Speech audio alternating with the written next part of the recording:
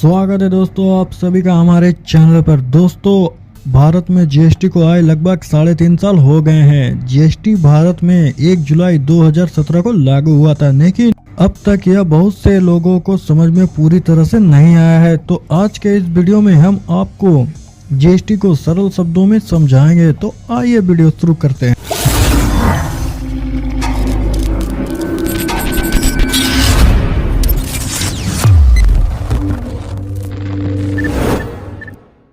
दोस्तों जीएसटी का full form goods and service tax है। गुड्स का मतलब सामान और सर्विस का मतलब होता है काम या वर्किंग चार्ज। तो आइए हम लोग इसे अच्छे से समझते हैं। दोस्तों मान लीजिए आप लोग कोई मोटरसाइकिल शोरूम में बनने दिए हैं, तो आपको मोटरसाइकिल में जो सामान लगा उसका जीएसटी तो देना ही पड़ता है, साथ में उसमें जो वर्कर काम किया उसका वर्किंग चार्ज पर भी हम लोग का जीएसटी काटा जाता है। दोस्तों अब हम लोग जानते हैं जीएसटी में कितने तरह के परसेंटेज काटे जाते हैं।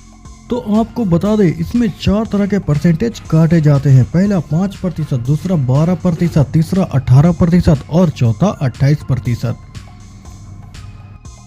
तो उदाहरण के लिए आपको बता दें मसाले वाले आइटम, सब्जी मसाला, लौंग, इलायची, मिठाई आदि पर हमारा 5% जीएसटी काटा जाता है और प्लास्टिक से बने सामानों पर 12%,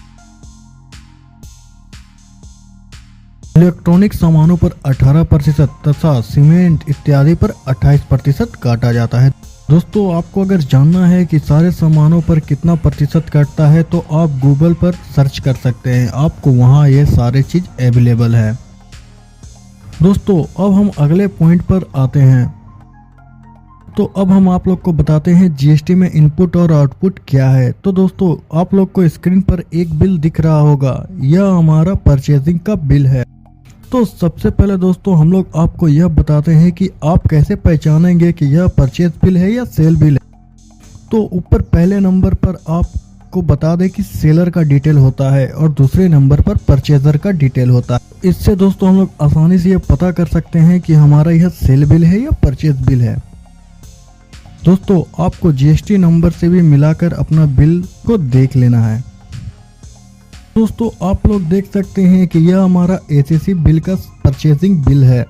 तो इसका जो बेसिक अमाउंट होता है जिसमें जीएसटी नहीं जुड़ा होता है वो है हमारा 41,765 और इस पर हमारा 28% जीएसटी काटा जाता है, जिसमें 14% सीजीएसटी और 14% एसजीएसटी को बांट दिया जाता है। दोस्तों अगर आपको जानना है सीजीएसटी, एसजीएसटी और आईजीएसटी क्या है तो मैं इस पर भी वीडियो बना दूंगा। तो यहाँ हमारा बेसिक अमाउंट पर 28% जीएसटी काटने के बाद हमारा टोटल ग्रोस अमाउंट नीचे दिख रहा होगा, वो है हम लोग का 48,600।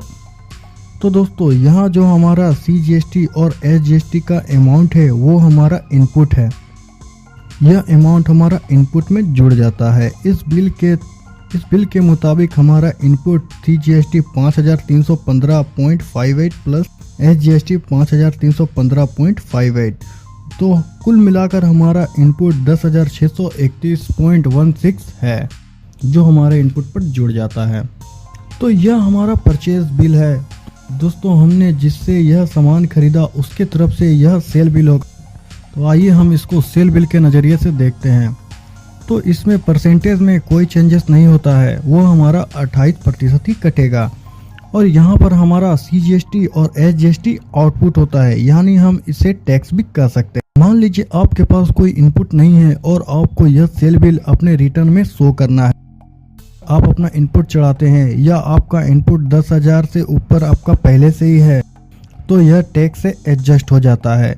तो दोस्तों आज के लिए बस इतना ही। तो मिलते हैं अगले किसी मजेदार वीडियो में। दोस्तों अगर आप लोग को जीएसटी से जुड़ी कोई भी जानकारी चाहिए तो आप हमें कमेंट करें, हम कोशिश करेंगे कि रिप्लाई जल्दी कर सकें।